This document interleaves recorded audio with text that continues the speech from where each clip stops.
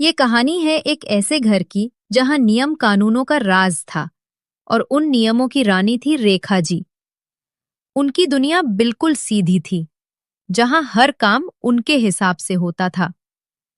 लेकिन जब से उनकी बहू प्रिया ने इस घर में कदम रखा, सब कुछ बदल गया था। सुमन, ये सोफे के कवर इतने ढीले क्यों हैं? तुम्हें कितनी बार बोला है सब कुछ एकदम कड़क होना चाहिए। और ये गमला यहाँ क्यों रखा है? मालकिन, ये प्रिया बहू ने ही। प्रिया, तुम्हें कितनी बार कहा है चीजों को उनकी जगह पर रखो। ये घर कोई बाजार नहीं है। माँ, मैंने गमला धूप के लिए बाहर रखा था। ये पौधा कुछ दिनों से मुरझा रहा था। तो क्या हुआ? क्या तुम मेरे घर के नियमों से ज्यादा पौधों की चिंता करोगी? तभी घर के दरवाजे पर रेखा जी की माँ पार्वती देवी आती हैं। माँ, आप? आइए आइए। रेखा जी उन्हें देखकर खुश हो जाती हैं।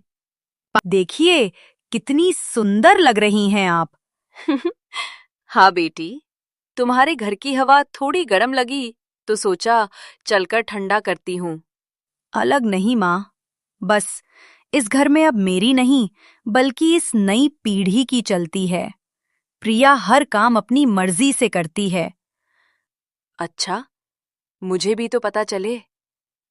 पार्वती देवी ने आते ही घर की स्थिति को भांप लिया। उन्होंने फैसला किया कि वो अपनी बेटी को सबक सिखाकर ही दम लेंगी। रेखा, तुम्हें याद है बचपन में तुम और मैं मिलकर घर का अनाज साफ किया करते थे? आज मैंने इन सबको मिला दिया है। तुम और प्रिया दोनों को इन्हें अलग करना है, लेकिन एक नियम है। रेखा, तुम बस अपनी आंखों से पहचानोगी और प्रिया, तुम सिर्फ अपने हाथों से छूकर बताओगी। नहीं नानी जी, हर अनाज का अपना एक स्पर्श होता है। चावल चिकने होते हैं, दालें थोड़ी दरदरी और गेहूं सख्त। हाथों से सब पता चल रहा है। माँ, ये सब एक जैसे दिख रहे हैं, कुछ भी समझ नहीं आ रहा। और तुम प्रिया, तुम्हें कोई दिक्कत हो रही है? और देखा रेखा, तुम्हारी आंखें धोखा खा गईं, लेकिन प्रिया के हाथों ने सही पहचान की। घर भी ऐसा ही है, सिर्फ आंखों से देखकर सब कुछ सही नहीं लगता। घर की असली पहचान तो हाथों से की गई मेहनत में है, जो दिल से की जाती है। रेखा जी को पहली सीख मिल चुकी थी, लेकिन उन्हें अभी भी कुछ और सबक सीखना बाकी था। अगला खेल, तुम दोनों को इन मसालों की महक पहचाननी है, लेकिन एक शर्त है। रेखा, तुम सिर्फ नाम बताओगी कि ये कौन कौन से मसाले हैं, और प्रिया, तुम सिर्फ उनकी महक से पहचानोगी। माँ, मुझे कुछ नहीं समझ आ रहा। जीरा, धनिया, सौंफ सब एक जैसे लग रहे हैं। प्रिया, तुम कोशिश करो। ये जीरा है, ये धनिया और ये सौंफ। देखा रेखा, तुम सिर्फ नामों पर ध्यान देती हो, लेकिन प्रिया ने उसकी खुशबू पहचानी। घर का भी यही हाल है। एक घर सिर्फ नामों से नहीं चलता, वो रिश्तों की महक से चलता है। बहू भी घर की महक है।